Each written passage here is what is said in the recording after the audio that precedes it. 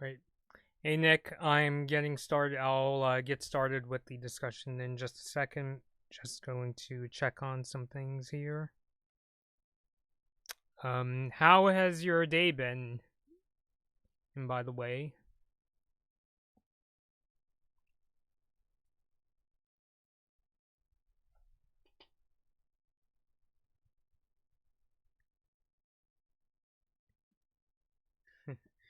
it's kind of tricky using Instagram on an iPad.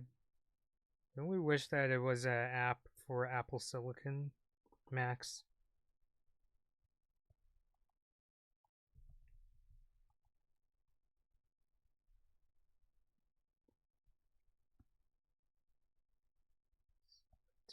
We'll get started in a second.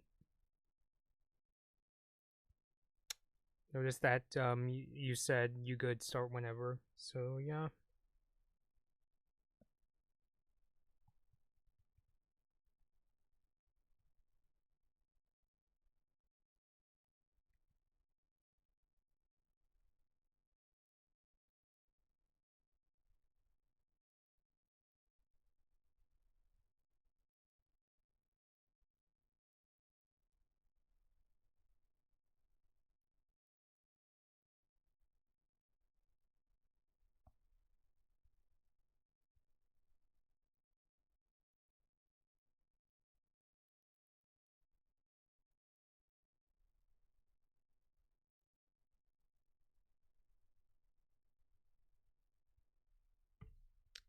Okay, so you said 3DS is 10 years old, dang. Yeah, yeah, I mean, it's like what they say, like when you start to get older, time seems to fly really fast, especially when you look back. I mean, it was just really crazy because I still could remember pretty well coming home the night the 3DS was announced and seeing all those videos of Satoru Iwata, God bless him, going on stage at E3 and saying, he literally said, "Everyone, this is Nintendo 3DS," and it was just and seeing him holding up that prototype and hearing about all those demos and third-party promises, I think it was just really mind blowing. I remember hearing, oh my god, so they've got plans for Mario Kart, Star Fox, Konami brought their Metal Gear Solid 3 demo, and Capcom had some Resident Evil games in development. So I was like, ooh, this is really cool. So I remember E3 2010 was pretty fun. And yeah, um, what you say? You had a migraine earlier, but you took a nap and you're good now. That's good to hear. Yeah. Sometimes naps work for me too when when I get massive headaches or migraines. Although I've been in some situations where I tried sleeping it off and it doesn't really work, and I end up spending like a couple days like just trying to recover and hydrate myself. So, but I'm glad that you're feeling better. And Nick, you said that you remember buying your 3DS at GameStop, and I did too. It was a GameStop near me that I'll talk about more so later on in this video or stream, I should say. Let me, boosting the volume here because I noticed the audio meter was kind of low. But I'll go. Actually, right before I start, let me just check. Okay. Yeah, alright, so I am ready to go. Okay, so, hey everybody, it's Blood Moon Bobby here. So, today, or maybe yesterday if you count Japanese time, was don't worry about that. The anniversary of this lineup of systems, the Nintendo 3DS. What I have here is a 3DS XL, but the original 3DS was released in Japan on February 26, 2011. So so this was Nintendo's console. It was basically the successor to the original Nintendo DS, except add in 3D graphics and graphics that kind of look like they came out of the Wii.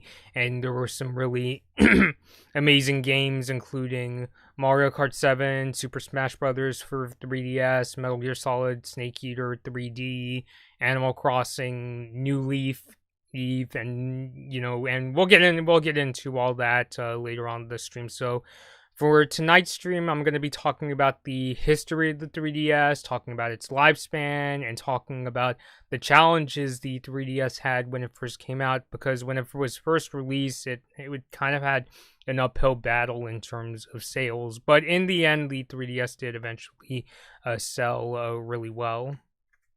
Maybe not quite on the level of the original DS, but it was still a pretty successful system. So, oh, and by the way, in terms of, I know I've been saying on social media that we've been working on a unboxing of the Apple Silicon Mac Pro, which I am actually doing this stream right now on the M1 MacBook Pro, the 13-inch model, and so far it's been performing pretty good. I was really nervous about how well it would perform in OBS, because I remember I used to do OBS streams in macOS, and it would just make the CPU go completely nuts, and then when I heard at the time that OBS was not optimized for Apple Silicon, I had my doubts, but so far it looks like it's running it pretty well. I will say, when it's not streaming, when it's just sitting at idle, the CPU percentage meter goes between 5 to 7%, but right now it's sitting at about 8.6% with my current settings, so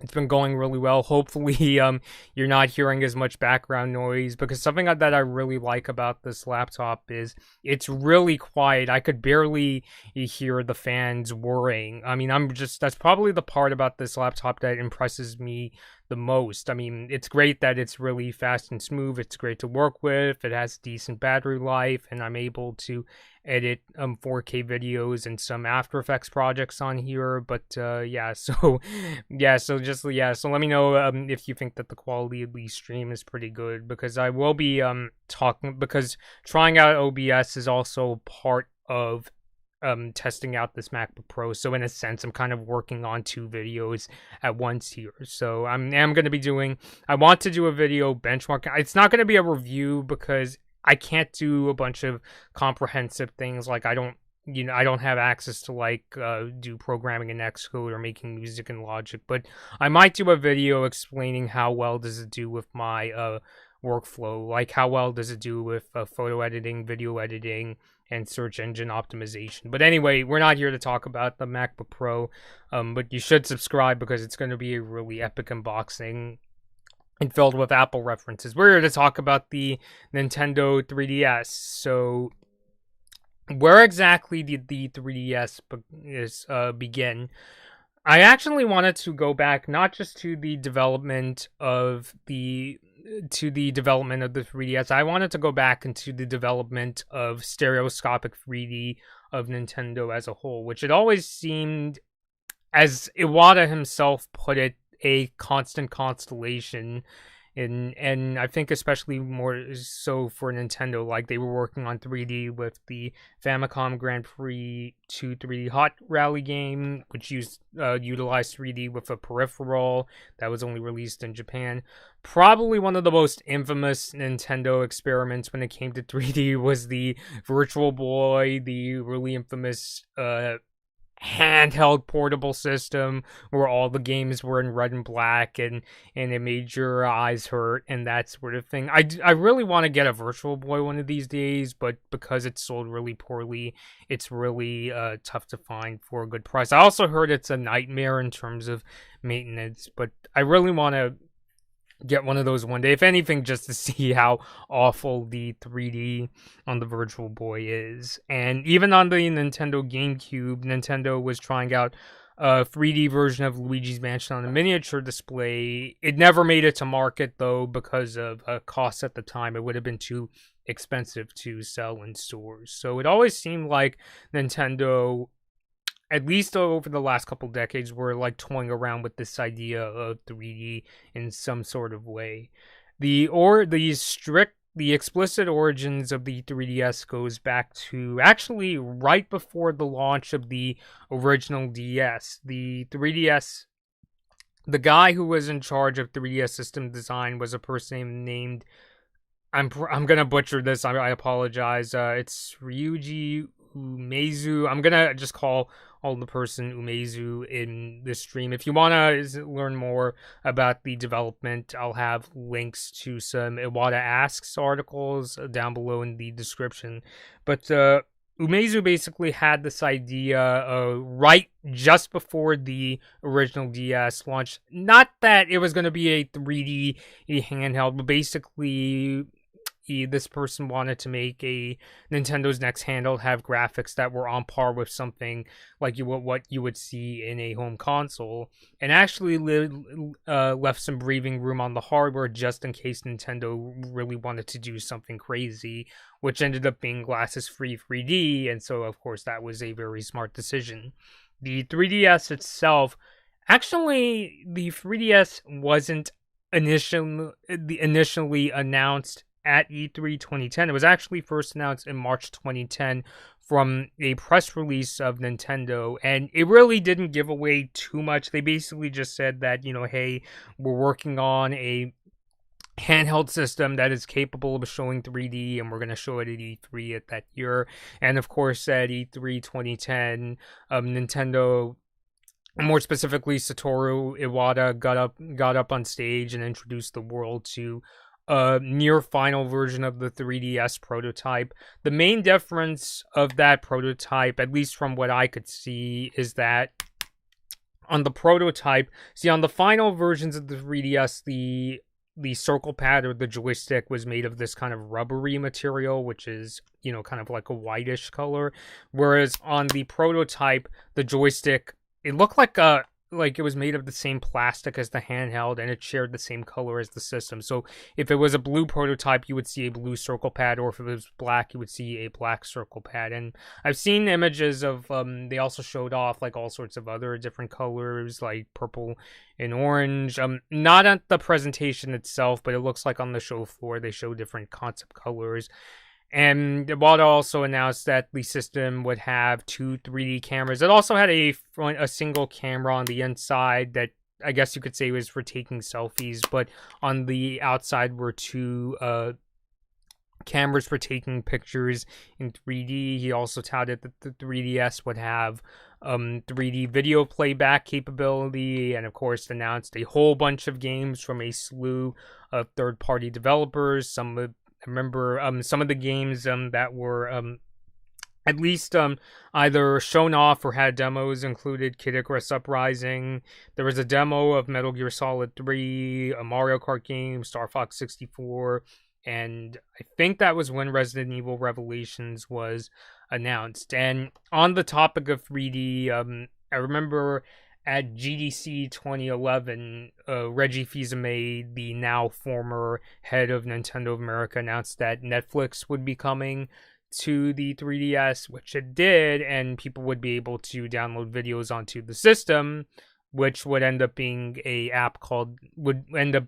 an app called Nintendo Video. And so the 3DS was initially released in Japan on February 26, 2011. That is 10 years ago from today, and some of the launch titles that the Japanese launched included Super Street Fighter 4 3D Edition, Nintendogs and Cats, Professor Layton and the Mask of Miracle, and Ridge Racer 3D. And probably actually one of my favorite videos to come out of GameSpot, the gaming news website, is I remember they did this video where they sent a few reporters to Japan, Akihabara, and stayed in line outside a Yodobashi Camera, which is a really huge electronics store, and they literally stayed in line and bought a bunch of games, and I think at least 2 3DS systems, the black and the blue systems. And I thought that was really, it was really cool seeing them go all the way to Japan and spend money and buy all this stuff to show their viewers, all these cool games that came out in Japan. They even did this little mini tour of the floor of Yodobashi Camera they were on, and I thought that was a really great video to watch in the days leading up to the 3DS, especially since the 3DS wouldn't reach the States until March 27th, 2011. And I just thought that video, that stream was really amazing. Check it out if you get the chance. And so, as I said, the 3DS would come to the States on March 27, 2011. Reggie Fils-Aimé announced that it would cost $249.99 or $250. and it had a fairly similar launch lineup to the Japanese one, although with some notable exceptions. Like I remember Madden NFL was one of the games that came out at launch in the States, but many of them are pretty similar, like Super Street Fighter 4 3D Edition.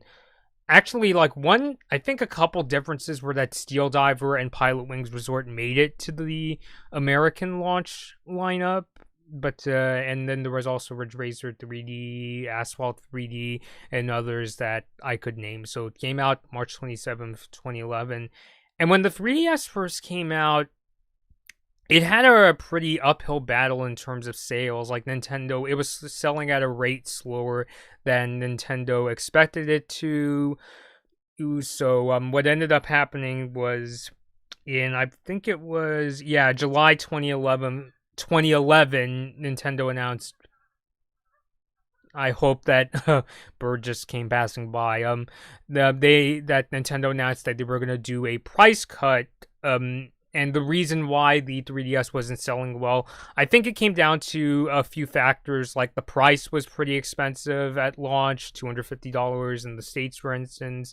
That, and also the games of the 3DS's launch, it was a decent launch lineup, but it didn't have the must-have titles of something like a Mario Kart or Super Smash Bros. Caliber, and also, as many will point out, the rise of smartphones where people and their kids are starting to play a lot of games on smartphones and tablets. 2011, that was the year after the original iPad was released. So what Nintendo ended up doing, regardless of reason, is they ended up dropping the price. In the States, it was $169.99, $170. And something they did for early adopters, I think they did this just so that early adopters wouldn't feel buyer's remorse, is they ended up giving early adopters the ability to download a exclusive set of NES games and Game Boy Advance games. So I thought that was pretty neat. I remember getting those on my original 3DS back in the day. And I think it took games like Mario Kart 7, Animal Crossing, New Leaf, and Super Smash Bros. For Nintendo 3DS in order to finally get the 3DS to sell, on top of selling it for a much more affordable price. I mean, in Nintendo's defense, I think the reason that they were cool with pricing it at $250 at first was because the original PSP costed that amount. And that sold pretty well, so I think Nintendo was thinking, well, we could do that. And also, granted, glasses-free 3D, even for a handheld system, sounds pretty expensive. So I think that was what they were getting at, but they ended up selling it from July 2011 at $169.99, and I even heard that they ended up, at least at the time, sold the 3DS at a loss, meaning that for every 3DS they sold, Nintendo lost a bit of money. But in the end, the 3DS ended up selling pretty well. Not even pretty well, it sold great. It sold nearly 76 million units, and of course it had many variations from the original 3DS to the 3DS XL. There was also a 2DS.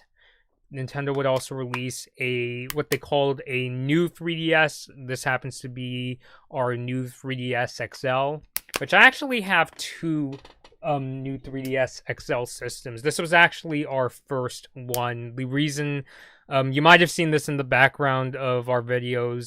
The reason I had to get a second was because, unfortunately, the R button on this one no longer works. So, yeah.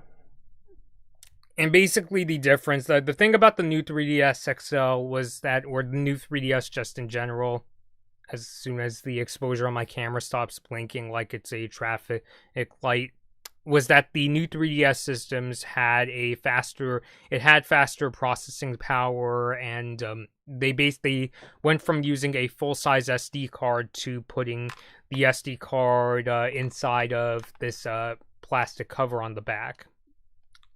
Which I remember at the time, some people freaked out thinking, oh my god, that might mean that Nintendo might come out with a slew of games that would only be playable on the new 3DS, but it ended up only being like a handful of games. Like I remember one of the few games that could only be played on a new 3DS system was Xenoblade Chronicles 3D, for instance. So yeah, so that's basically the difference, basically faster processing power. And then they would also release a new 2DS XL, which was the last of the 3DS variations. As I mentioned in a previous video, the 3DS was discontinued last year and in the end sold 76 million units, which may not be nearly as much as the original DS, which sold 155 million units, which puts it at the second best-selling console behind the original PS2. So the 3DS didn't get to the numbers of the original DS, but still, just in general, still sold really well.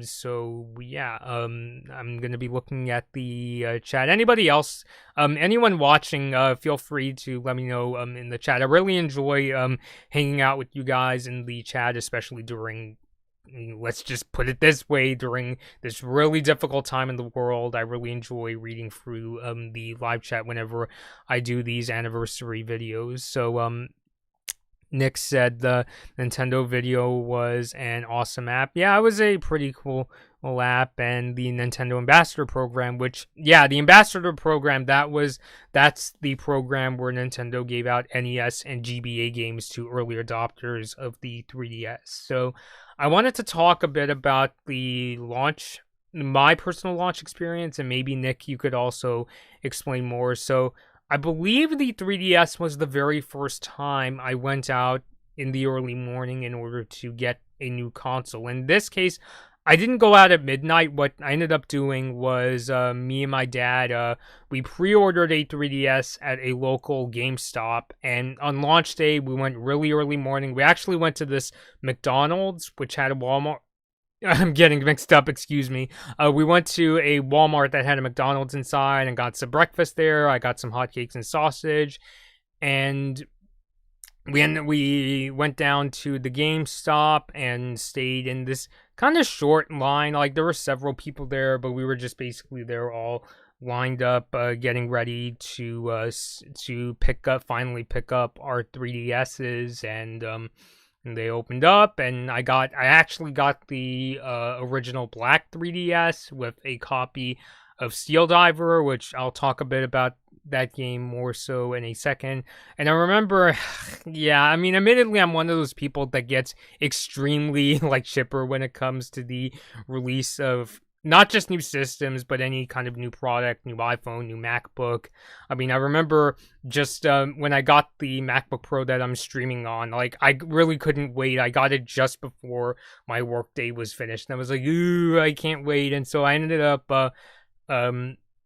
taking it out of the box and opening it up on the car ride home. And I remember getting to try out the 3DS, because when you turn on the 3DS, you get to that part in the setup process where they tell you, click this button to activate 3D. And when I saw the effect, I really couldn't believe it. It was a really convincing 3D effect. It was literally like watching a 3D film, just no special glasses required. So we would just go on in the following years in order to just keep collecting 3DS games, and it's been a good and fun system.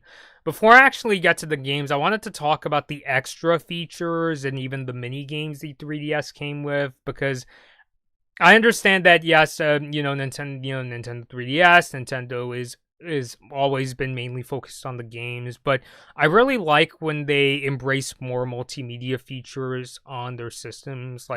As much as I do like the original DS, I kind of envied how the Sony PSP had the ability to let people watch movies and play music, which Nintendo did end up adding a built-in browser music player to the DSi, and they added some of those features to the 3DS. So of course there was the 3D camera, which the 3D camera admittedly isn't really something that I use often, especially since let me just get my camera, since I do dedicated still photography on DSLRs and mirrorless cameras.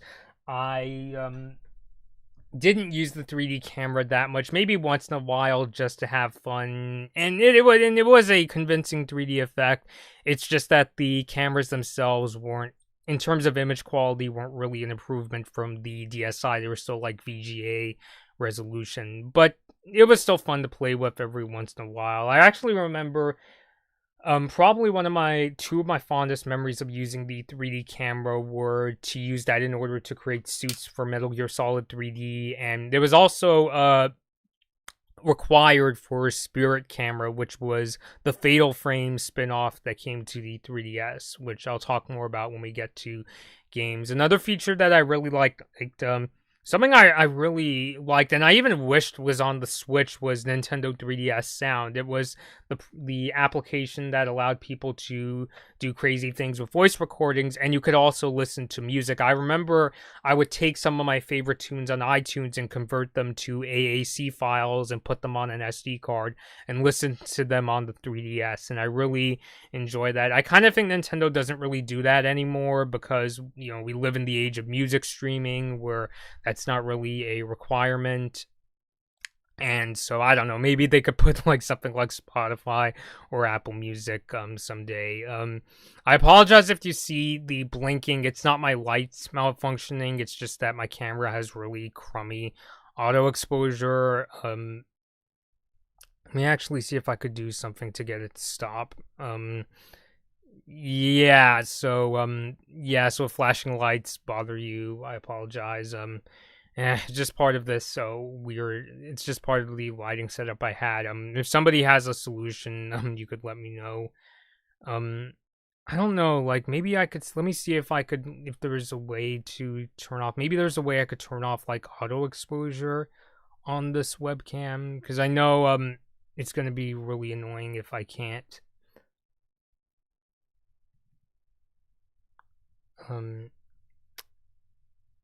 No, unfortunately, there's it's not possible in OBS for Mac. So, but if somebody knows a solution, feel free to let me know. In terms of what other features that I really like, there was Nintendo Video. Yes, Nick, you brought that up earlier in the live chat. Nintendo Video had some pretty decent videos. I remember they would put like 3D movie trailers on there. College Humor released some 3D videos like the Dinosaur Office series, and there was also Next Level Hugs. Of course, Netflix and YouTube were released for the 3DS, which is better than nothing. I do like that Netflix and YouTube brought apps to the 3DS, but I don't really like the implementation. Like, Netflix is pretty slow. I mean, it's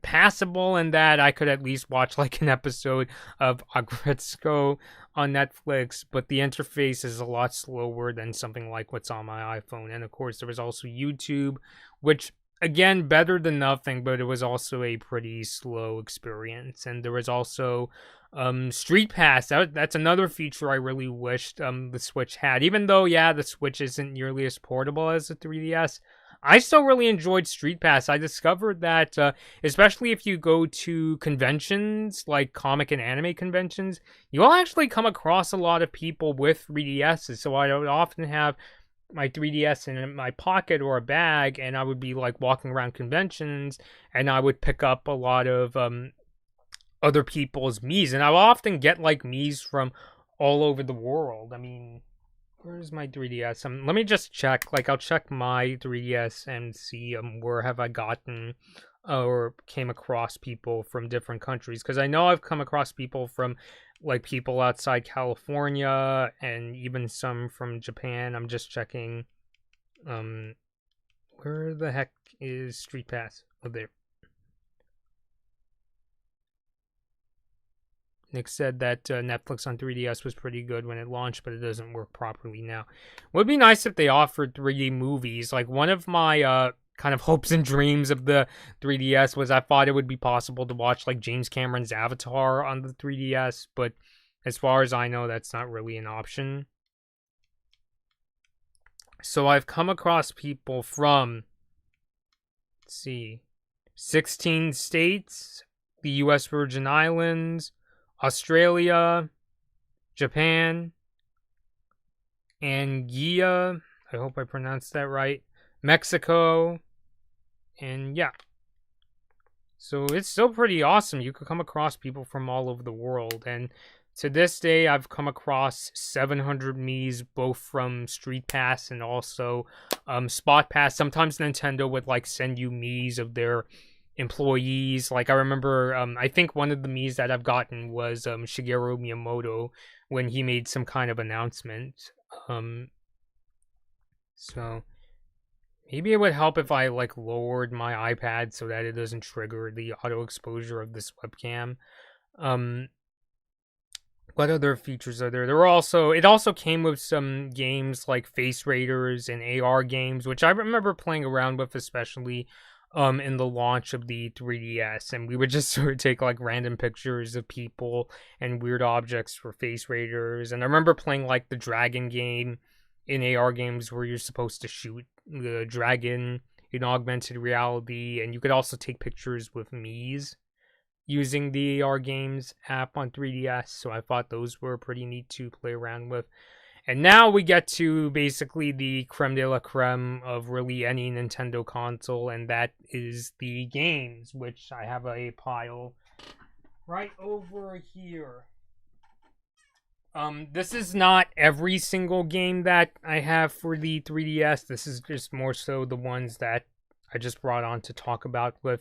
Now, I have a mix of both physical copies and digital copies. Some of my games are completely downloaded. Some of them are on a cartridge. So what I'll do is, since I have, like a visual aid of the physical games, I'll start off with the physical games first, and then I'll get to some of my favorite digital ones. So the very first game that I got for 3DS was Steel Diver. I thought it looked really cool, seeing the submarine going around and shooting bombs and enemy submarines, and I thought it was a pretty decent game. It's kind of a short one. I think that some people can get through it pretty quickly.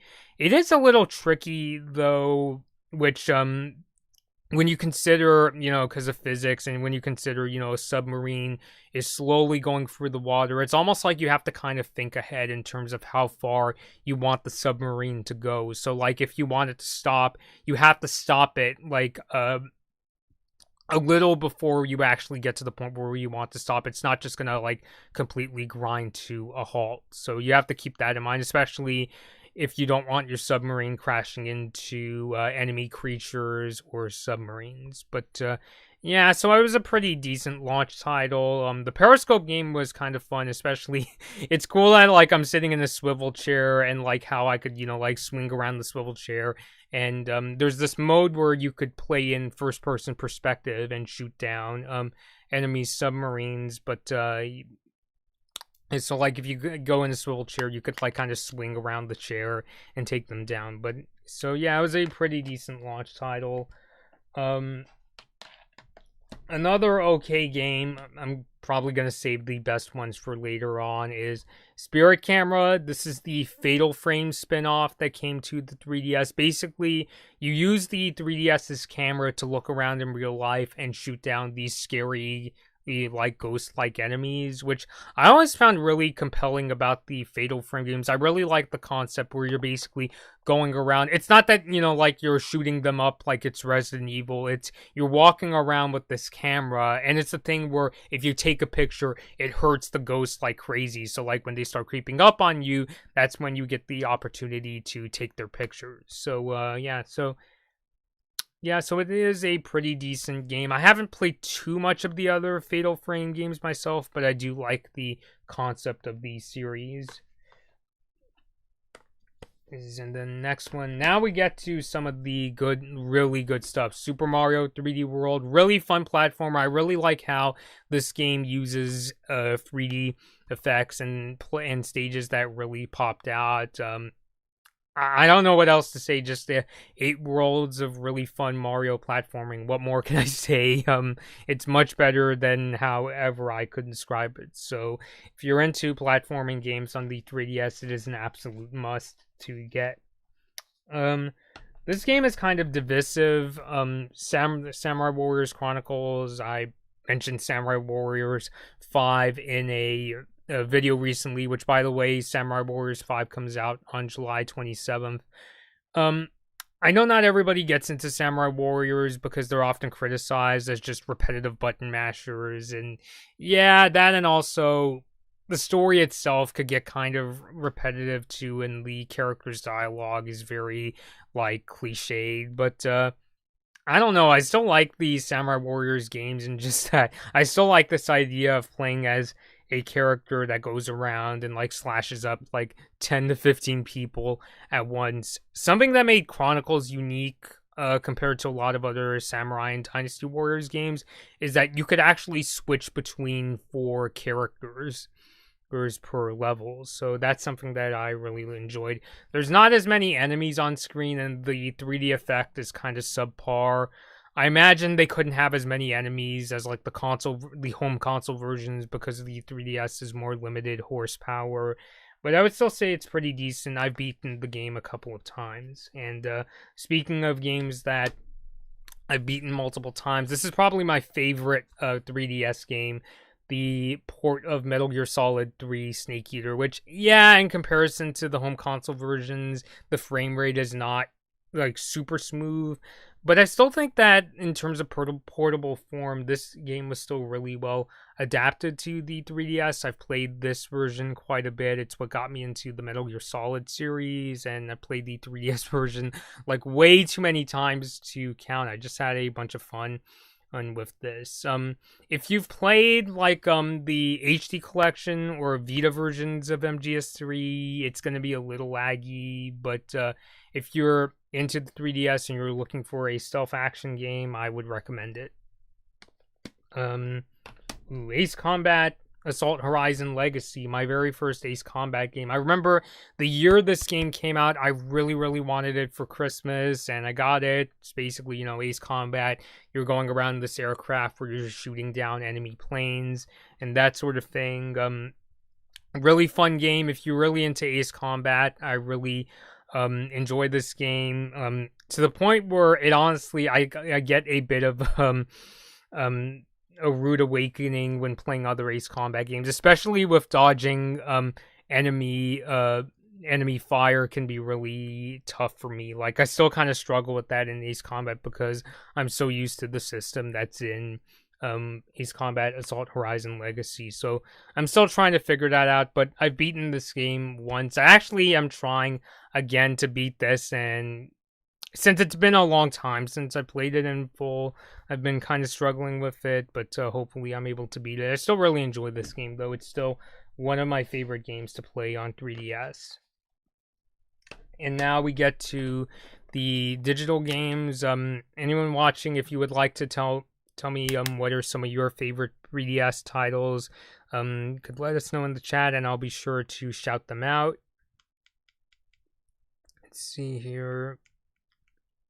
Should also mention the 3DS does have a virtual console library of Game Boy, NES, and the new 3DS XL could actually play Super Nintendo games, and that was how I was able to get Earthbound on 3DS. So, yeah, so I'm not going to go through every single game in my digital library. I'm mainly going to go through either the really famous games or the ones that I really, really liked. Excuse me. So the first one that I'll go through here is Super Smash Brothers for 3DS. I mean, what can I say? It's Super Smash Brothers, and it's a lot of fun. I especially really like playing as Little Mac in this game, the character from Punch-Out. Yeah, in terms of the Smash games, it is lacking in features, and that there is no story mode. Like, there's no Subspace Emissary or anything of that sort in this 3DS game, but I still like playing it every once in a while. I honestly kind of prefer Smash when it's not that I don't like any new features, but I just kind of, whenever I play Smash, I just want to get into the Smash mode and play sort of a casual fight. And that I'm not one of those people that has like learned all the moves or that kind of thing. I just kind of mash buttons and then hope I win, which, hey, I've actually won a couple matches doing that, but I've also lost a good deal. But still, I really like Super Smash Brothers for 3DS. That's your Tomodachi Life. I actually, me and my sister used to get a kick out of that game. Basically, Tomodachi Life, or I think the Japanese pronunciation is something like Tomodachi Life, but I kind of struggle with Japanese pronunciations. But basically, in this game, it's a very quirky sim game where you get to witness the lives of your Miis. And, you see them, go through all these really quirky interactions with the characters and see all the really strange dreams they have and buy, like, clothing and food for them. So it's not like an Animal Crossing kind of simulator where you're actually controlling the character. You're more so just like checking in on the character and seeing what kinds of quirky situations they get in. So yeah, but I still really enjoy that game. Mario Kart 7, can't talk about most Nintendo consoles without bringing up Mario Kart. It's a fairly decent Mario Kart game. I think part of the reason I don't like it as much as something like Mario Kart 8 Deluxe is mainly because I've gotten like so used to the detail and frame rate of Mario Kart 8 that when I go back and play Mario Kart 7, I'm just kind of eh. I still like playing it every once in a while. Like if I don't have access to my Switch and my 3DS is around, I'll play like some online matches of the game. But yeah, there you go, Mario Kart 7. Continuing on here, Mario Golf World Tour. I mentioned in my Nintendo Direct video that I started getting into the Mario Golf games, and it was thanks to Mario Golf World Tour. Pretty cool golf game. Really excited for the Switch version as well. But yeah, it's a really like nice game to play if you want to chill and relax. Continuing on, Pilo Wings Resort. I also really like that game. And maybe, yeah, it's another kind of one of those games that is a little too short, but I still have fun playing through a lot of the modes in the game. So basically in the game, you play as your Mii and you get to fly either a plane or put on like this rocket suit or ride a hang glider. I always struggle with the hang glider, but I always enjoyed the rocket suit and the airplane modes. So yeah, Pilot Wings Resort, a pretty decent launch title. I just actually check on something. Okay. Just received an Instagram comment, and but yeah, as Nick, you mentioned Animal Crossing New Leaf, which honestly, even though I enjoy New Horizons and I still play it to this day, New Leaf honestly is my favorite sort of Animal Crossing game. Like, it's my favorite Animal Crossing game in the entire franchise. And I think for me, I'm just the kind of person where I really like, whereas with New Horizons, where it's all about like customizing basically anything you want, how you want the island to look and that sort of thing. I think for me, I just prefer like the things that they do give you in New Leaf. Like, I do miss getting coffee from Brewster. I really like how in the game, visiting all the shops, of course, the characters are enjoyably quirky. One of my favorite things to do is actually, and my sister showed me this. Sorry, I had a bit of an itch in my nose. My sister showed me that you could actually send your character to this island, and Cap'n will take you there, and if you go around and start catching bugs and catching fish, when you get back to and also collecting things like the underwater sea creatures, when you get back to the mainland, you could actually sell them for a ton of money, like especially at the retail secondhand shop. So I don't know, I just kind of miss those things in New Horizons, and I think it just kind of comes down to, when it comes to what kind of like game player I am, I'm not really a sort of person that's all into like customizing. I'm more so just a kind of person where I'm just like, give me an objective and I'll see what I can do. So I think that's why I personally prefer New Horizons. I mean, it's really great that it gives players have much more freedom as far as what they can do in New Horizons. I'm gonna get those two names mixed up, but yeah, but I think I just miss a lot of things that they did give you in New Leaf. So yeah, but still, New Horizons is a good game too. So yeah, those are basically my thoughts on the 3DS, and now I really want to hear what you all have to say. So what are some of your favorite games, Nick? Some of your favorite 3DS games are New Leaf, Fire Emblem Echoes, Smash 3DS, Pokemon Ultra Sun and Ultra Moon, and Pokemon X and Y. And you also really like Donkey Kong Country Returns 3D, Tomodachi Life, Eve and Pilo Wings Resort was your first 3DS game.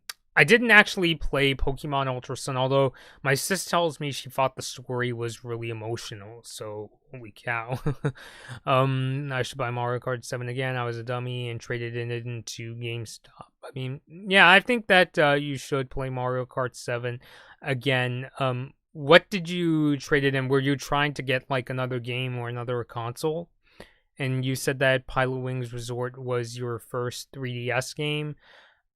I think it was the first game that like my sis got as a present. Like I remember, I'm trying to remember. I think it was for our birthday. Our birthdays are really close together, and our aunt got me Steel Diver, but she didn't know I already got my copy at launch, so I ended up returning it and getting Bust a Move Universe, which Bust a Move Universe, even though it was a really simple puzzle game, I really got into matching all the colors, and the 3D effects in that game are really amazing. And my sis was the one who initially received Pilot Wings Resort, so yeah.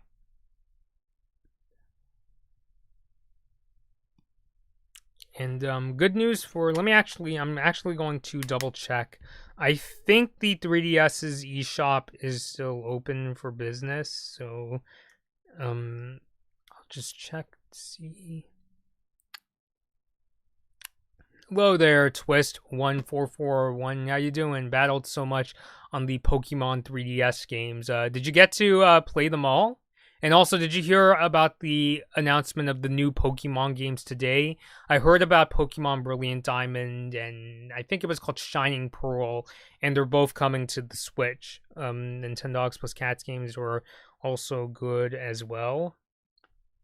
I actually have a pretty interesting story in regards to Nintendogs. I still actually remember my uncle was the one who introduced me and my family to Nintendogs. I remember going to his house once. These were and my uncle was like, "Have you heard about this game called Nintendogs? It's coming out in August of the year I went over." And I was like, "Oh, what's that?" And I heard it was a dog simulation game. I do have Nintendogs for the original DS. We have the Chihuahua version. And yeah, speaking of Pokemon, what other games were announced? The only one that I got to see before I had to go to work was Pokemon Brilliant Diamond, which that name is kind of cheesy to me. And Shining Pearl. Let me just double check the Pokemon Twitter account. It's funny in that I'm honestly really bad at the Pokemon games. I'm just not very good at RPGs. But Pokemon Diamond and Pearl kind of has a special place in my heart, in that I really like the Pokemon that came out of the Sinnoh region, and some of the music in places like Jubilife City and Orenburg City. I still bring back a lot of nostalgia to this day. I was listening to the soundtrack of both those cities, earlier today. So I think it's really nice. That might actually be the one Pokemon remaster that I myself would dive into.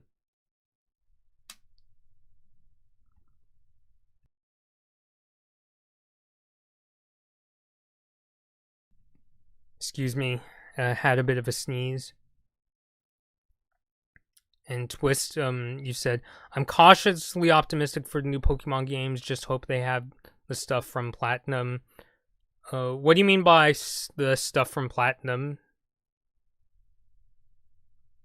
Nick, you said, "I'm so hyped for the Pokemon Diamond Pearl remakes, but I'll talk about them later." I haven't discussed with my sister yet which one we should get, because we got Pokemon Pearl and Platinum, but we never had Diamond, so I don't know, maybe we should get Diamond in order to get Dialga.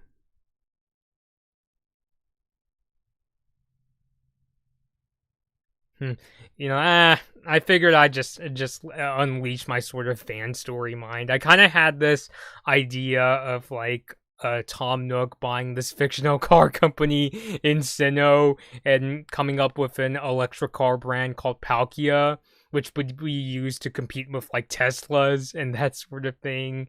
And Tom Nook would release his own like consumer brand cars that would be on par with like a Hyundai or Peugeot, and releasing them in both the Pokemon world and Animal Crossing. I don't know. I just thought it was a really funny idea. And also I had this idea that this same company that Tom Nook would start up would also have like a line of trucks that were branded after Machamp. So yeah, I don't know. I know I'm just being kind of like nerdy, but I'm just like, eh. I just thought it was a really funny idea. I spend way too much time following the car industry. Like outside work, I should say. I really do enjoy following the car industry. It honestly kind of helps me achieve zen sometimes to hear about the latest cars from like really any brand, Nissan and Honda, Toyota, Peugeot. So, but yeah. So what else did they say? Twisted. They also announced a Breath of the Wild-like game, Pokemon Game Legends, and Nick said also, yeah, I hope they add the Pokemon Platinum improvements in the remakes, which I'm kind of scratching my head on that because, well, which I guess kind of leads to maybe some might be asking, how come they're going to remaster Diamond and Pearl but not Platinum? Which ended up getting pretty far in Platinum. I remember actually catching Giratina in that game. Twisty said they had added battle facilities and story stuff with Giratina. Nick said I had all 3 Gen 4 games, but I don't think I played much of Pokemon Diamond. Which basically we're in the same boat. I don't have a Pokemon Diamond, and I never got to play it. I played Pearl and Platinum when I was younger. I still remember actually getting to trade some Pokemon with my elementary school friend at the time. So yeah, what else is there? I talked about Pokemon Snap, which mentioned in the video, which is probably going to be one of the next games I pick up for the Switch. Oh, new character. Meet Phil, the newest member of Pokemon Mirror. Start over. Meet Phil, the newest member of Professor Mirror's research team. He views you as his rival and can be a little aggressive at times. Oh, so he's this game's version of Gary Oak, basically. He's arrived on Lentil with a certain traveling companion. Who do you think it could be, trainers? Yeah, Pokemon Legends Arceus takes place in the Sinnoh region long before the events of Pokemon Diamond and Pearl. The story unfolds in a long-gone era before the idea of being a Pokemon trainer or having a Pokemon League ever existed. Wow, dang.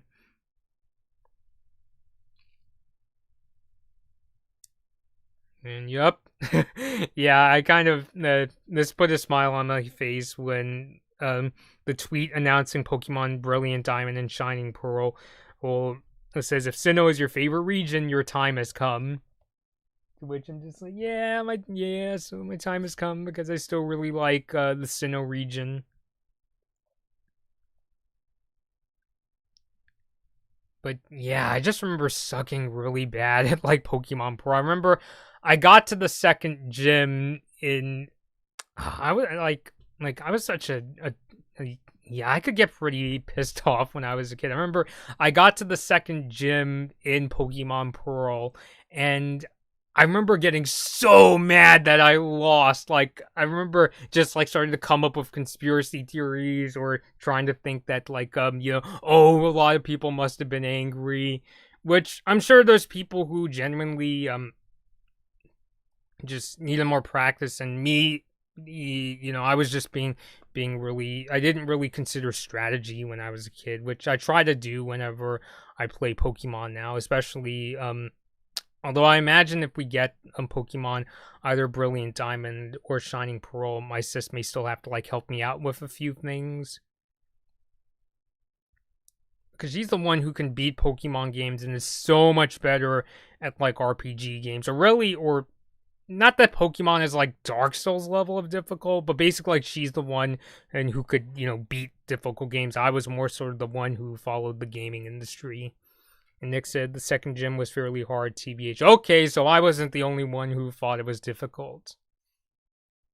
But yeah, but speaking of Pokemon, here's my Piplup Plushie. Yeah, I do kind of have a sad story, not about this particular Piplup Plushie, but I actually used to have a second one that looked just like this. But what happened was, I took a trip to Canada in the province of Alberta, and I was going on a tour bus, and I accidentally left my Piplup plush in Canada, and I just remember crying. I remember, it kind of triggers all these kind of intrusive thoughts, because I remember my cousin gave me this weird look when I was crying, because I was just like, no, I want my Piplup. I want to go over to the nearby Walmart to see if they had one, but yeah, it was just really tough because we were on a tight schedule when we were traveling in Canada. So what ended up happening was my mom ended up getting me this plush when we got back to the States. I remember me and my family we used to just like drive around to all these like stores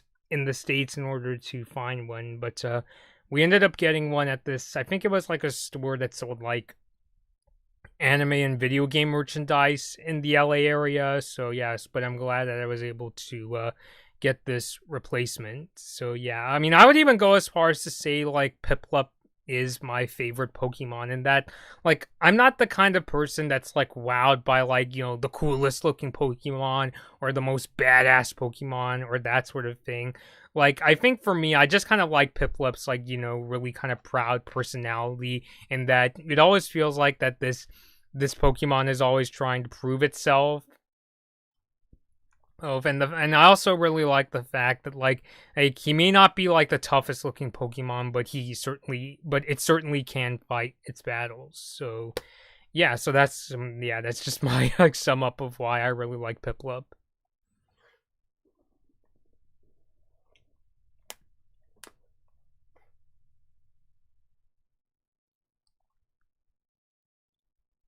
So Twist1441, if you're still on here, do you have some thoughts on the 3DS? We've been talking about its anniversary.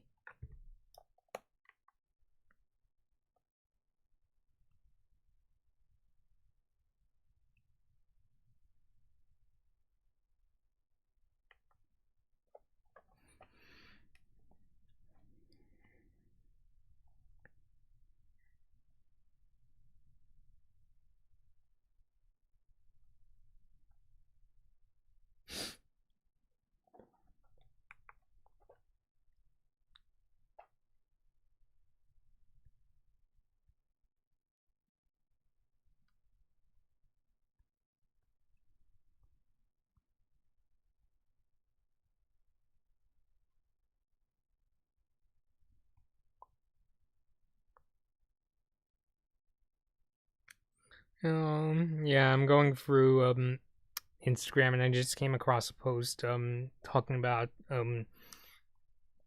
that it was recently Steve Jobs' 66th birthday. Twist, would you say 3DS was so good? LOL. So many RPGs. Aside from Pokemon, did you play like other RPGs like Fire Emblem? One of my personal favorites was I really liked how they brought Earthbound to 3DS. Like that was how I got into the Earthbound / Mother series, and just blown away with the kinds of storytelling that they could do in those games. But yeah, so on Instagram post pointing out that was recently um Twist1441 said played a lot of Monster Hunter on there too. I've played a bit of Monster Hunter myself. Which Monster Hunter games did you play? Did you play Monster Hunter 3 Ultimate? And just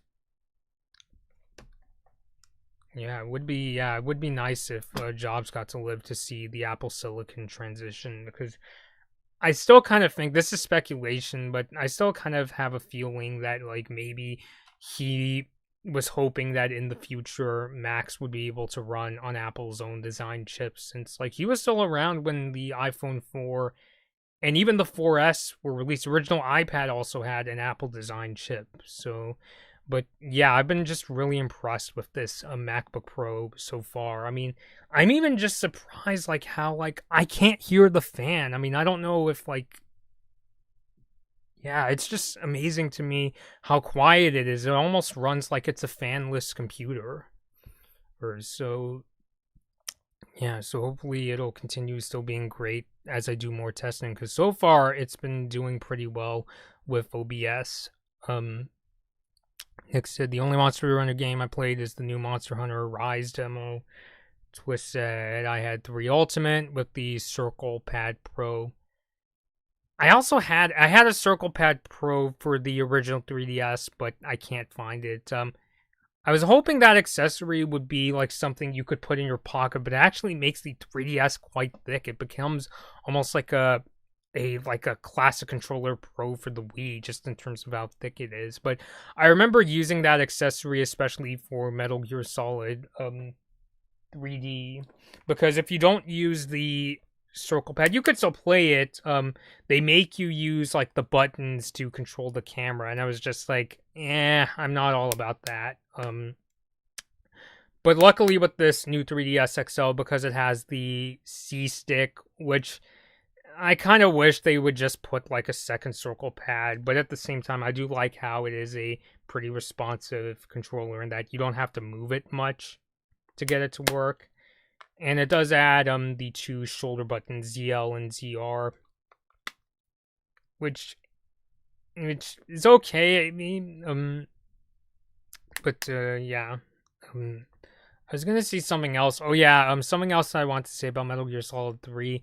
It's interesting how with the 3DS version, the control scheme is more similar to like what Peace Walker was on the PSP, but it just kind of left me for a rude awakening. I'm not blaming like Konami or Hideo Kojima or anything like that, but I'm just saying when I went from playing Metal Gear Solid 3 to Metal Gear Solid 2 on PlayStation Now, I was in for a big rude awakening because the controls in the earlier Metal Gear Solid games are much, much different from like Metal Gear games today, or even like first person shooters, because in those games you use the right bumper button to go into first person mode, and then you use the square button to ready the weapon, and you let go to fire, basically. I mean, I think somebody else could do a better job, but I remember just like playing that, and I didn't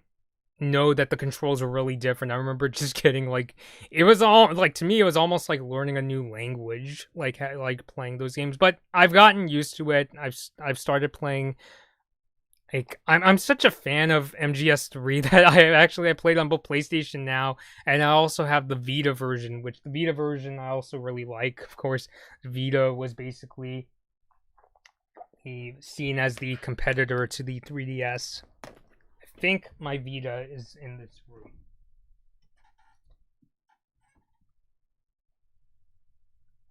No, it's not. Oh well. Yeah, I'm not gonna start like looking around, but yeah. But yeah, I also really like the Vita itself, and well, since I finished up talking about the history and my thoughts on the 3DS, I'd figure I'd also talk about one of my inspirations for doing YouTube actually was related to the 3DS. One of my favorite YouTube channels to watch. I'm not sure if you're familiar with this channel these days, but it was the Nintendo 3DS blog, and yeah, hosted by this guy named David. And yeah, I used to really enjoy watching in his channel. He no longer makes videos, but I still really like his work, and I really liked his approach to covering 3DS news, in that he was often really calm in his videos, very like nice seeming guy, and I really liked how he approached topics. I don't like how nowadays a lot of news videos in like a lot of the industries I follow tend to be the presenters often seem like they have some sort of agenda, and they seem overly enthusiastic to the point where they come off as really alienating to me. but what I liked with David was like just how he was able to like calmly like talk about all the different like 3DS news and that kind of thing, and he seemed like genuinely excited whenever there was good news. He also talked about the tough times of the 3DS, like he talked about when the 3DS was at the time going to start being sold at the loss, and how Hiroshi Yamauchi, the former president of Nintendo, lost quite a big sum of money. I mean, to him, it wasn't like to Yamauchi, it wasn't and like a ton, but like for us, if we lost that much money, we'd be broke on the street and that kind of thing. But it was just, I really liked his approach, and I also liked how I remember reading one of his blog posts where he said he doesn't use a script when doing videos. He actually does this technique where he'll write a bunch of bullet points, but whenever he goes into detail, it comes out of him naturally, and that's how I do my videos. It was like I'll even show you on my iPad throughout this video. Whenever I needed to refer back to my notes, I was using my iPad and just had I had quite a few bullet points because I was going through the history, lifespan, and some of the games on the 3DS. But yeah, so I adopted that approach, and that's how I do my videos, and I really like that approach too. I mean, yeah, it does kind of expose my like, you know, like how my flaws with like how I do public speaking and that kind of thing, but at the same time, I want to come off as natural in my videos. I don't really like the kind of videos where the presenter is like super scripted and that sort of thing, and I think that's why a lot of people, or at least a good amount of people, aren't as enthusiastic about like the Apple keynotes these days, because the presenters often sound really scripted, except for ones like really enthusiastic people like Craig Federighi. But a lot of the executives that go on stage like sound like this, and they all sound the same and scripted. And I think that's why people really liked when Steve Jobs was still around, and when he like would introduce new products at Apple, because he always sounded like always full of energy. I think he still used a teleprompter as far as I can tell, but he sounded like genuinely enthusiastic when he was really happy to introduce a new product, or really like pissed off whenever he talks about his beef with competitors. I mean, I've heard like behind the scenes he could be very like ragey, but yeah, but I sort of prefer that sort of natural speaking style. I've actually come to learn that I don't really like it when people like talk in this sort of way where they almost have to pretend they're enthusiastic, but I'm not really sure if the speaker is. And it's not just about Apple or Nintendo, it's just in general, like that kind of thing.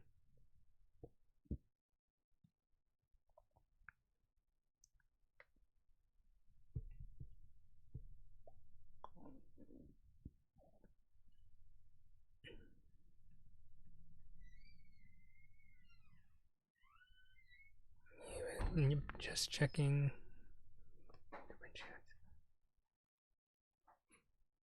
Nick said, "Oh, you said that I'm glad you seem real. I wouldn't want your videos and streams to be overly scripted." Yeah, especially streams. I don't want to have a script when I do streams. I want to come off as natural as I can, like, because I often see streams as an opportunity to hang out with the audience, and I'm really glad I've had this turnout with you and Twist1441 tonight.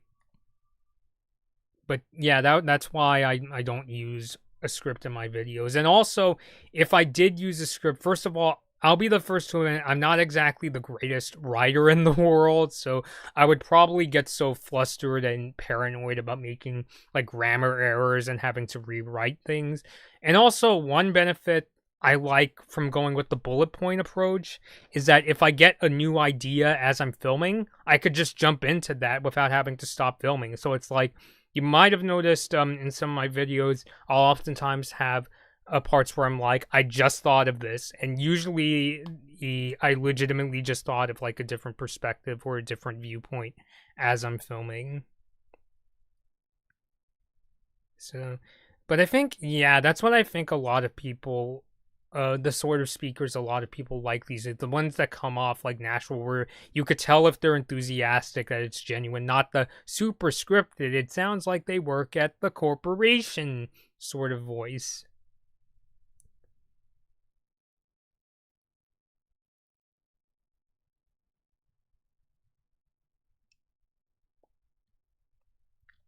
I will say that as time has gone on, I think that my speaking skills have improved. I mean, especially when I go back and watch like the first YouTube videos I filmed back in like 2014, even before I started this channel. I think that I've improved in terms of like how I edit and how I try to pause instead of going like or that sort of thing. I mean, even I think even the best speakers will sometimes say or things like that, or repeat or start out sentences with the same few words again and again. Like, I've noticed, like, if you really pay attention to Steve Jobs' keynotes, he wasn't immune to saying every now and again. But what made his keynotes really energizing was his enthusiasm. Same with people like, I would say, like Reggie Fils-Aimé or Satoru Iwata. It always seemed like, you know, Reggie Fils-Aimé was really passionate about it. I mean, there were times he could come off scripted, but he seemed really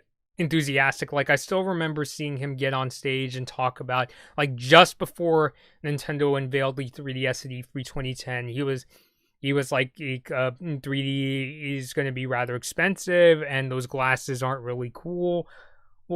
And so we wanted to make 3DS as a system with ample game content the first day it hits the market, and maybe best of all, no glasses. And I really liked that. And Satoru Iwata definitely took like a much more like softer approach. Like, I don't recall ever seeing him like talk in this like kind of like this kind of passionate voice and talking about this new stuff coming from Nintendo. Like, he always seemed like the kind of person who was like, you know, he was like, you know, who genuinely, like, you know, happy to, like, you know, tell people we're working on this really cool thing at Nintendo and I want to show you all.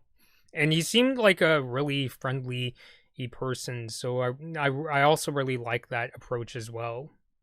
And I also think that's why a lot of people miss Iwata to this day. I mean, yeah, I'm just, now this conversation, I'm talking about two CEOs that I personally really miss hearing from, Iwata and Steve Jobs. I think that they both left way too soon. I mean, I mean, not to get really emotional, but I still think it would have been awesome if Iwata got to live to see the Switch become successful, especially because in Iwata's later years, Nintendo is in pretty bad shape with struggling sales. I mean, Nintendo turned around the 3DS, but the Wii U wasn't selling very well. And I also really wish that Steve Jobs got to live to see Apple Silicon, because it's probably like one of the best Apple products that I've picked up, especially in recent years. So Reggie was more hyped at E3 than in Directs, which makes total sense. Directs were supposed to be more scripted than events like E3. I guess.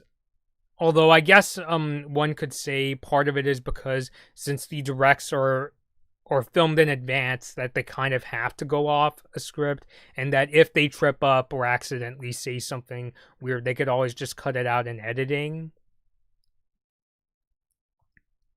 Which even, yeah, I still like seeing the videos. There were some like pre-planned videos where Reggie was in that I still really liked. I remember, let me look up which E3 that was. There was one E3 where Reggie was like, I'm going to compete at Nintendo World Championships even though I work at Nintendo.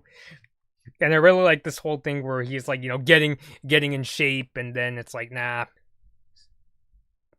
Yeah, it was E3 2015. But yeah. So, it's understandable.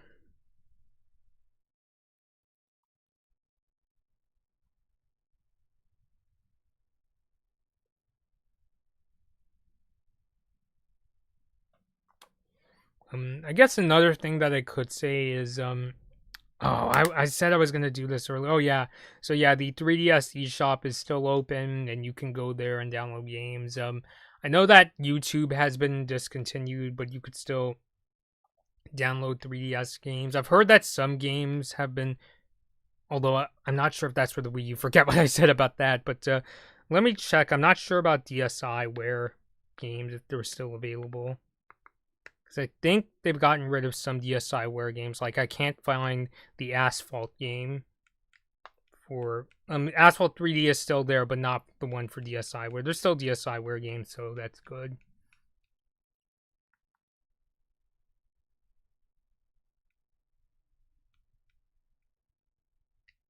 So even though the 3DS is discontinued, I would say for people who don't have one but want to get one, if you don't mind going used, now may be a good time to pick one up from like eBay. This one I actually got used because I think I got this toward the tail end of the 3DS life, and also it was because toward the end of the 3DS's lifespan, Nintendo only started selling the 2DS consoles, so I still wanted to pick this one up because I do use the 3D every once in a while.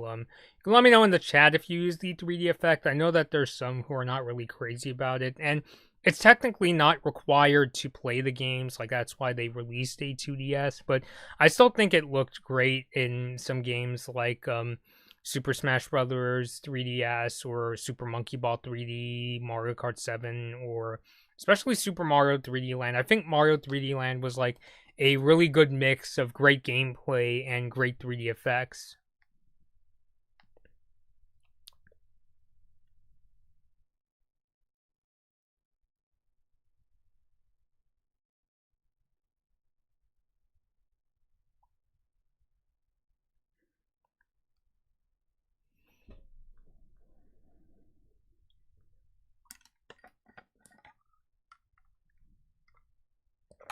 But yeah, I would recommend getting a 3DS soon because I'm not really sure how much longer Nintendo is going to keep the 3DS eShop operated, especially since Nintendo or YouTube has been discontinued on 3DS, so I'm not really sure how much longer the 3DS eShop has. Nick, you said that I used to use the 3DS 3D mode a lot, but now I don't use it often. Was it basically just came down to a case whereas like it's cool once in a while, especially if you want to try a new game, but it just comes down to it wasn't really required?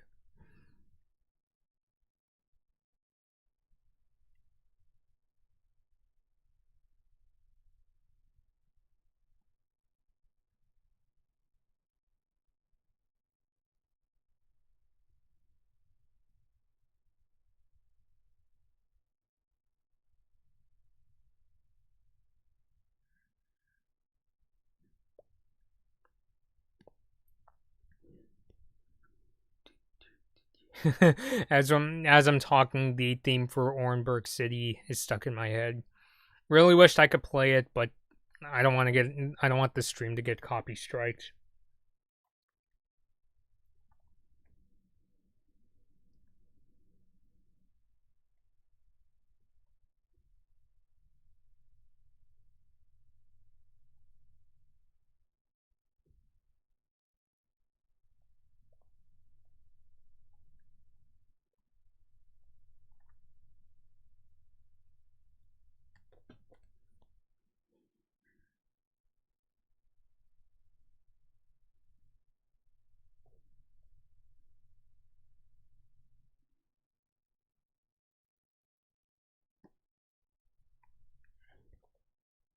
And Nick, you said the 3D mode isn't really required for most of the 3DS games I have. So I think in that sense that it was a good idea for Nintendo to release 2DS versions, because I know there's people out there who are like, I would pick up a 3DS, but why would I spend the money on the 3D effect if I'm never going to use it?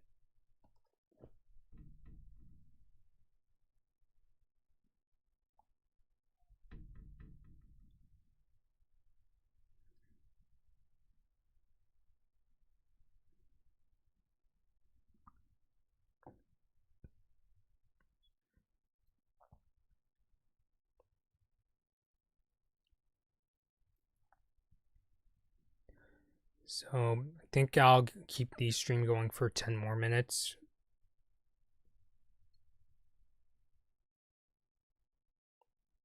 Hey, Orenburg City, it has great music. Yep.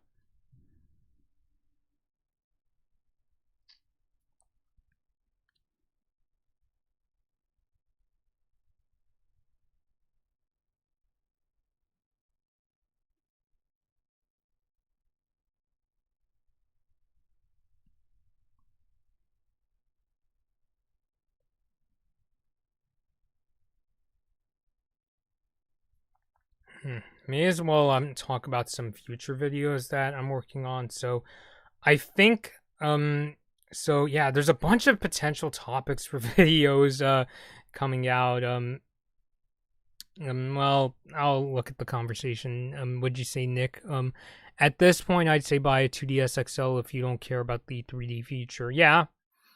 Either that, or I know there's some people who like the original 2DS even though it doesn't fold. I remember this one YouTuber that I watched said it's one of the most comfortable handhelds he's used in comparison to like the Vita and the 3DS XL.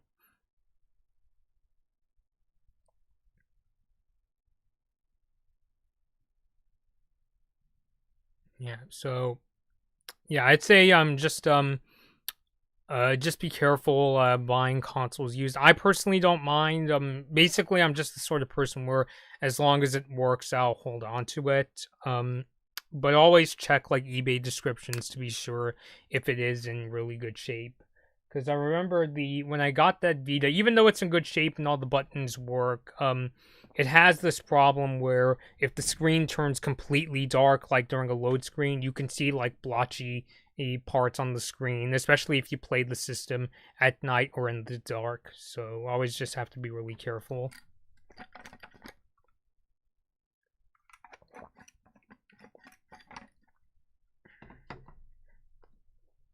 So yeah, I mean, so I should consider myself lucky that this, even though this is a used new 3DS XL, this one, it basically came in pristine condition.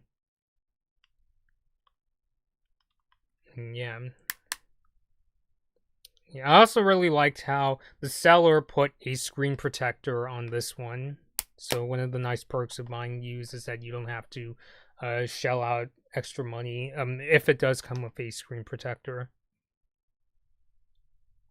So yeah, I think the next video, because I want to research this topic first before talking about tomorrow, is I'm going to be filming a video with my buddy Ross Sev, which some of my viewers might remember from way back, like almost when I first started this channel. We did this video where we played ARMS while eating these spicy tacos, and bad things happened to Ross, but we're going to be talking about our memories of Fry's Electronics. He also agreed to we're going to do a live video on the Nintendo Switch's 4th anniversary.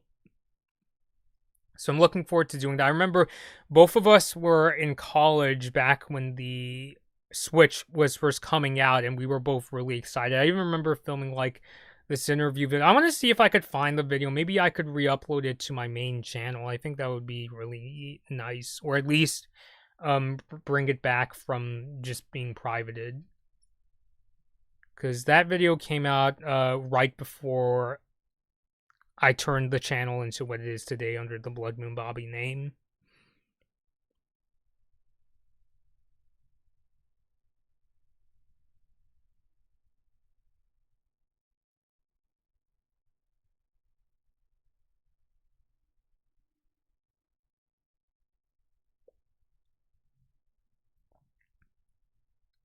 So yeah, so anyone watching, Nick or Twist, if you're into the Nintendo Switch, I would highly recommend staying tuned for that stream. And I hope you get to meet Ross. He's a really chill guy. He was one of my good buddies when we studied journalism in college. I even still remember we even managed to get like some of our editors to play like 1-2 Switch. I remember also going to his video game development club and seeing all the students have a lot of fun playing the sneaky dice game on 1-2 Switch. God, that's such a crude gesture, but you get what I'm trying to say.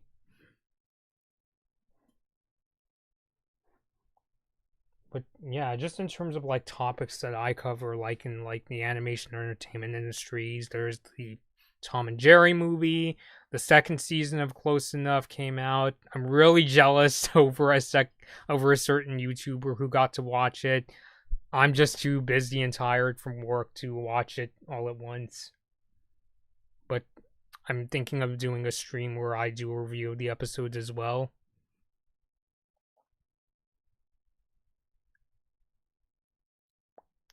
Because as I often have said, Gigi Quintel is one of my favorite modern animators working today.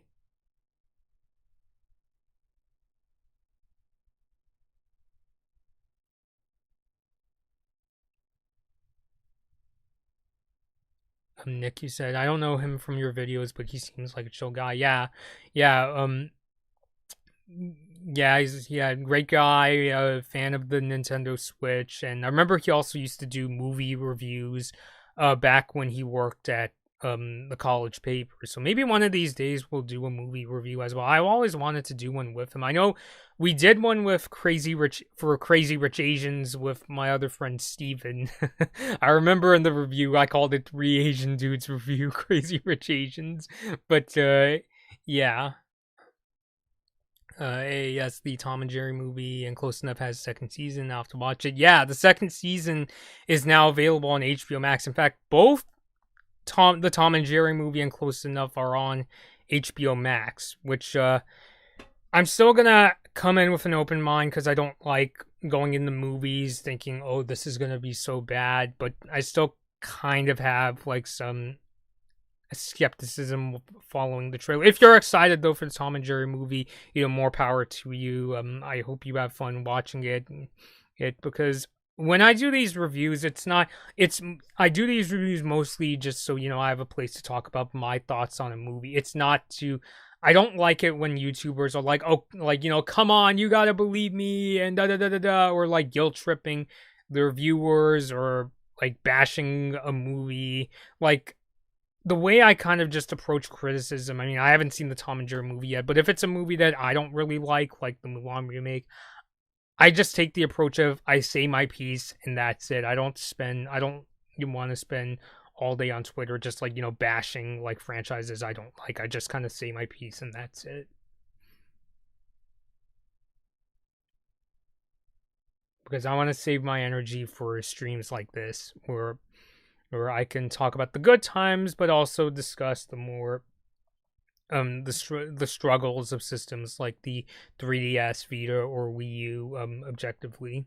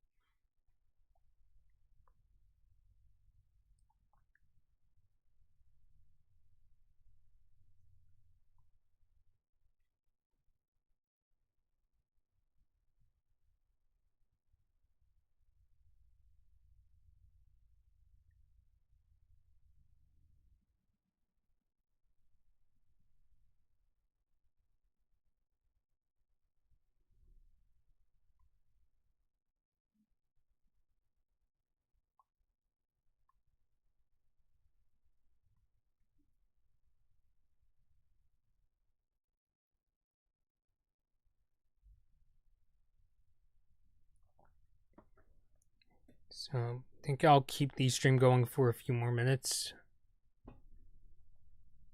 in case more people will show up.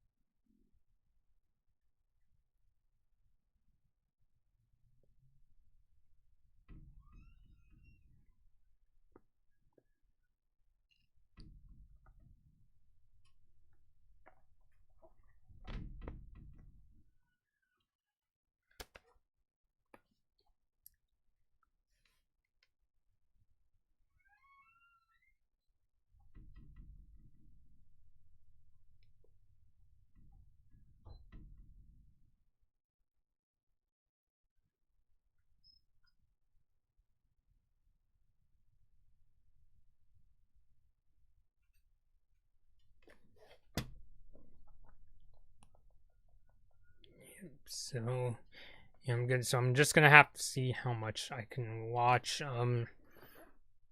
Being that the Tom and Jerry, the new Tom and Jerry movie is well a movie. That might actually be. I might actually watch that first ahead of close enough second season because I'm trying to make the best of my time.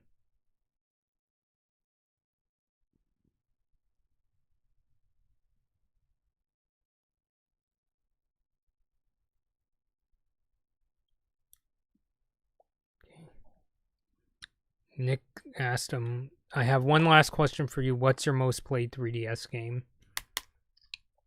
I'll double check. I'll go into my systems activity log just to be sure.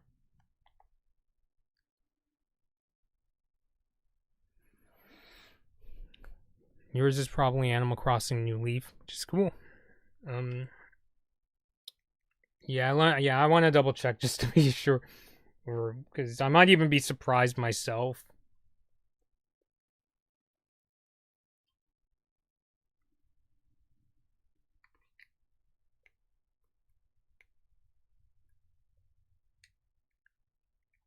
Oh, hey, what a coincidence.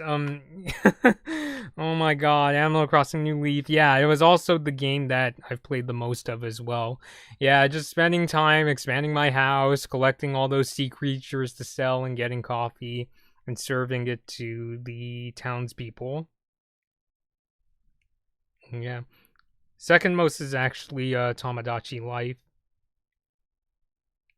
Surprised that Metal Gear Solid Snake Eater 3D is in fifth, although that's not taking into account the times I played it on my 3DS XL, the other new 3DS XL that I just showed you in the stream, and the original 3DS, because I remember playing that with the Circle Pad Pro.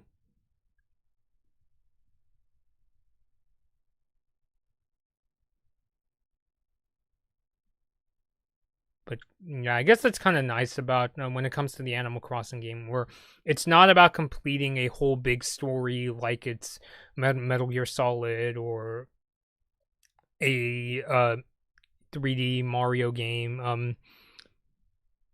It's the sort of thing where you could always sort of come in and do whatever you want, go fishing, or buy furniture, or hang out with this person, or pick weeds for the character Leaf. And you still got to pay Tom Nook for your house in New Leaf. Second most played 3DS game is Fire Emblem Echo School. I actually have Fire Emblem Awakening, which my friend Steven got me for my birthday back in high school. Shout out. Actually, quite a fun game. I was actually got pretty addicted to the combat, but again, the reason I'm stuck is because as I haven't quite nailed the strategy.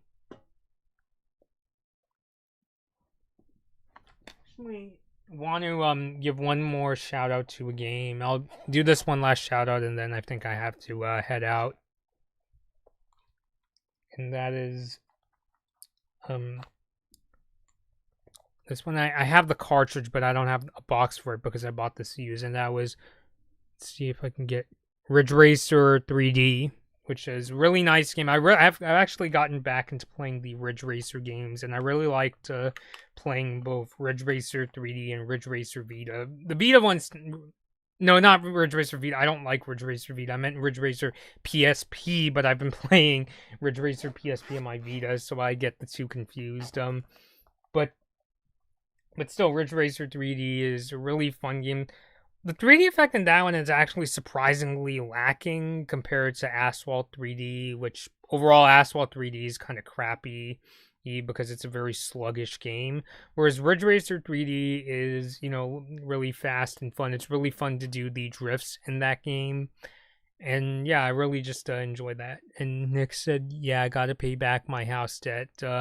I'm in New Leaf, I'm trying to save up money so that I'll have enough so that when I do another expansion, I'll have enough to pay off Tom Nook so that I don't have to worry about being in debt with him.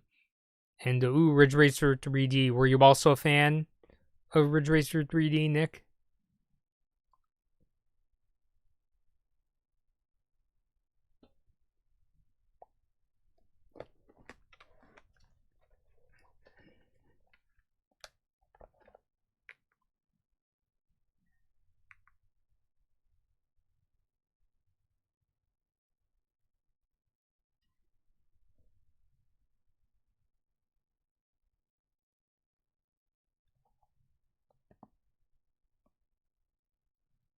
Yeah. Went to go check Fry's Electronics Twitter, and the tweets are protected. Yeah, sad to hear that they're going to be closing down.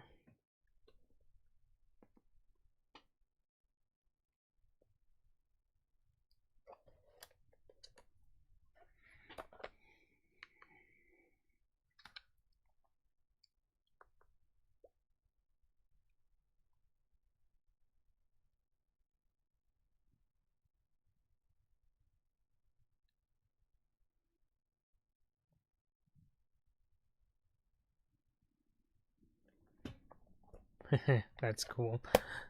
Alright, so yeah, Ridge Racer, you never played Ridge Racer 3D, but I'm interested in it. I highly recommend it. It's one of the best racing games for the 3DS. So, alright, so I think I'm going to wrap things up here. So this has been my discussion of the 3DS's history, lifespan, and games on its anniversary. Overall, still one of my favorite handheld systems. It had a really great life, and now it has a great legacy. So, yeah, and I still need to figure out how to fix this really annoying exposure problem. So, um, yeah. So for the people watching, thank you for tuning in. I always have fun whenever I do these discussions.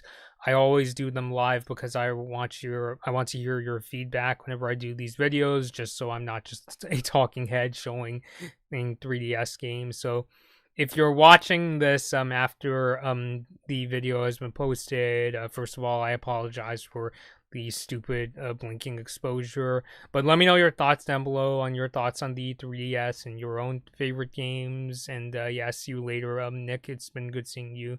So leave all those thoughts down below. And until next time, this has been Blood Moon Bobby, and thank you all for watching.